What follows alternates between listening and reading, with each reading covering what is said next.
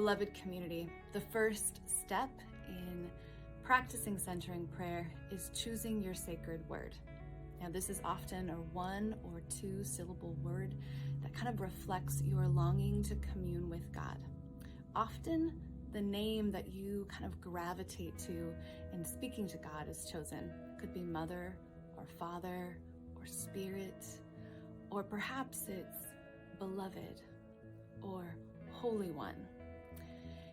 You can sometimes take a minute or two to kind of find what word really comes to mind for you, but this will be your sacred word that you will use for the entirety of your practice, whether it's 5 minutes or whether it's 20 minutes. So take a few moments and think about what your sacred word or name might be.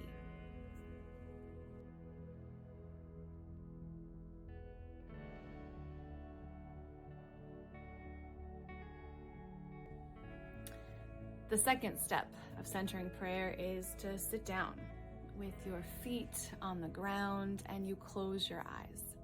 I usually start with 3 to 5 deep intentional breaths, whether it be like a count of 4 or 5 in on an inhale, and then I exhale everything from my lungs.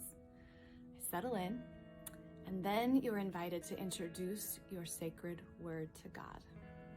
I usually repeat it a few times and then start the centering prayer. The third part of centering prayer is kind of the very heart of this communion with God. You rest in God's presence.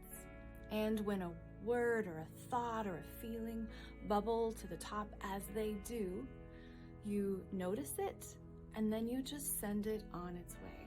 One of my teachers for centering prayer helped us envision that we would be sitting by a river, and whenever a thought would come, we could place it on a log and then just watch it float away. Other times that I practiced centering prayer, I would just notice that thing and then just return back to the sacred word. The sacred word is that which kind of just brings you back, but you don't have to repeat it all the time. When you're in deep stillness or quiet with God, those thoughts might be just very, very far away. But when they do bubble to the top, notice them, welcome them, but don't spend any time thinking about them. Just send them on their way.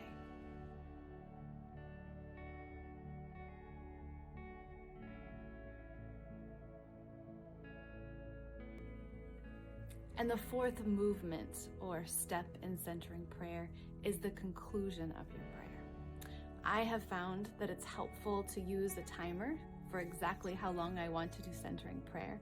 And once it goes off, we're invited to remain for a few more minutes in silence. If you get impatient, you're always welcome to recite a prayer yourself or the Lord's Prayer very slowly.